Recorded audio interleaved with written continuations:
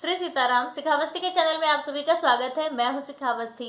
आज इस वीडियो में हम जानेंगे आंवले वृक्ष की पूजा किस प्रकार से की जाती है और इसके साथ ही शास्त्रों में रविवार के दिन आंवले का सेवन करना निषेध बताया गया है। तो उस स्थिति में यदि आंवला नवमी रविवार को पड़ती है तो हमें क्या करना चाहिए, पूजा करना चाहिए या नहीं करना चाहिए, और यदि करना चाहिए तो कब और किस प्रकार से करना चाहिए, तो वह भी आज हम इस वीडियो में जानेंगे।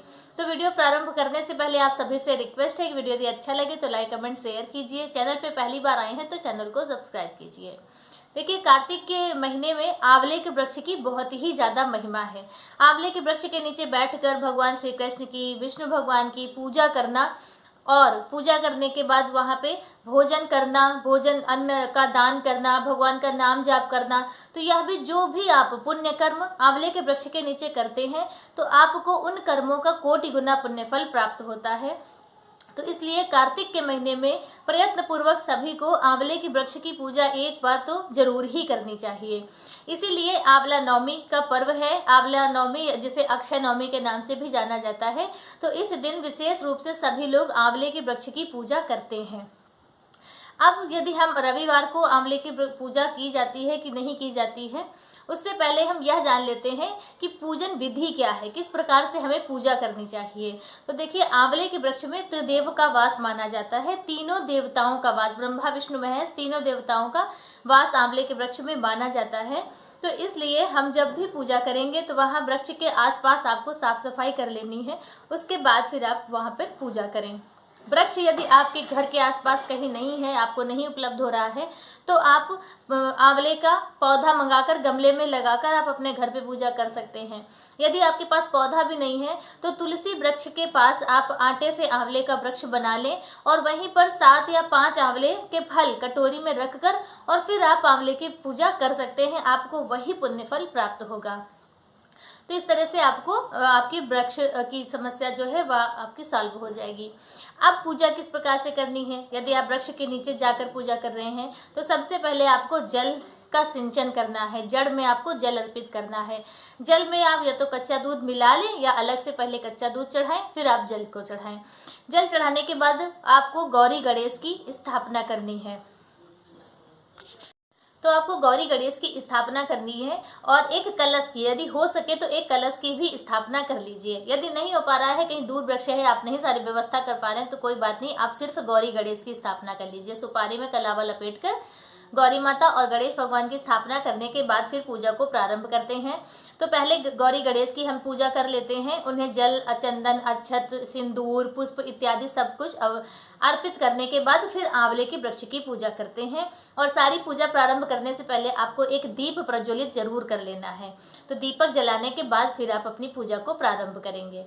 तो जड़ में आप जल का सिंचन करें और उसके बाद आपको कच्चे सूत से परिक्रमा करनी है या वस्त्र स्वरूप, जैसे भगवान को वस्त्र आप अर्पित कर रहे हैं तो 9 परिक्रमा करके आप कच्चे सूत से उस वृक्ष की, जो पूरा वृक्ष है उसकी परिक्रमा करके आपको लपेटना है उसमें कच्चे सूत को।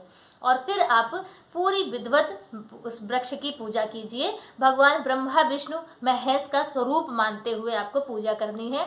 तो आप सब चंदन, टीका, सिंदूर, हर चीज़ आपको अर्पित करनी है वृक्ष में भी। और वस्त्र स्वरूप आप जैसे भगवान विष्णु त्रिदेव का वास है तो तीनों देवियों का भी वास है।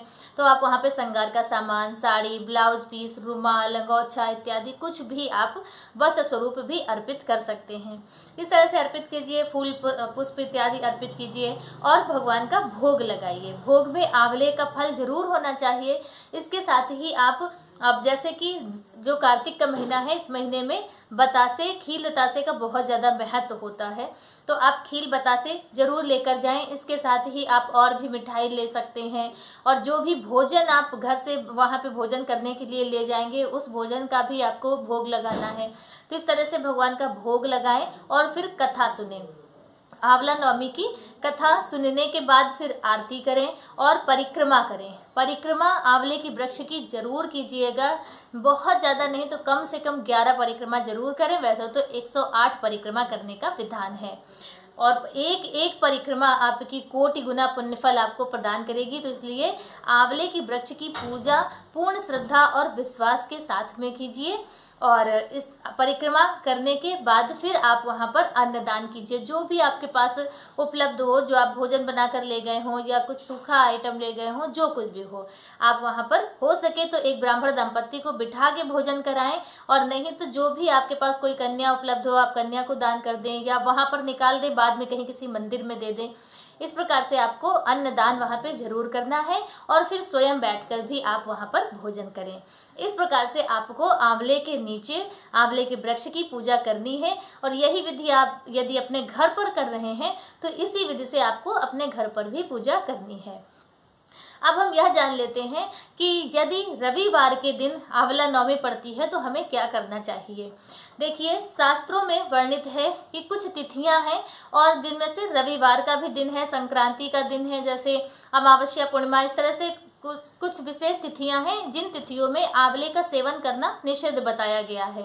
तो उनमें रविवार का दिन भी है। तो रविवार के दिन हमें आंवले के वृक्ष के नीचे नहीं जाना चाहिए। ऐसा हमारे बड़े बुजुर्ग भी कहते हैं कि रविवार के दिन आंवले के वृक्ष के नीचे नहीं जाया जाता है।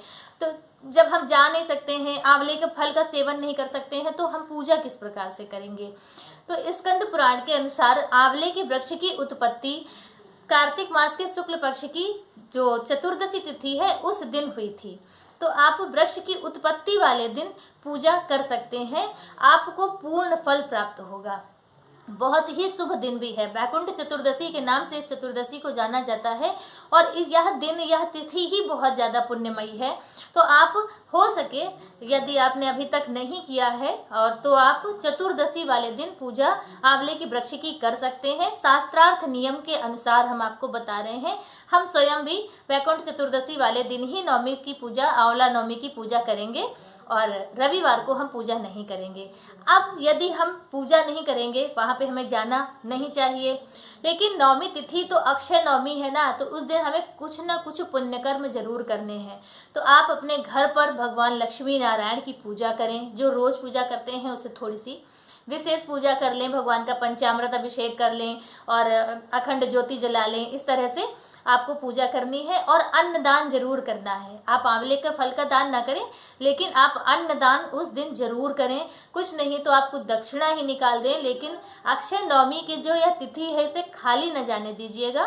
कुछ ना कुछ पुण्य कर्म जरूर कीजिए। बस हम आंवले के वृक्ष के नीचे नहीं जा सकते हैं और आंवले के फल का सेवन नहीं कर सकते हैं। इसके अलावा बहुत से और पुण्य कर्म हैं जो आप उस दिन कर सकते हैं। तो इस प्रकार से आपको आंवला नवमी का जो पर्व है वह मनाना है। वीडियो मेरा बस इतना ही। कैसा लगा कमेंट करके ज़रूर बताइएगा। मिलते हैं दूसरे वीडियो में किसी दूसरी जानकारी के साथ। तब तक के लिए श्री सीताराम।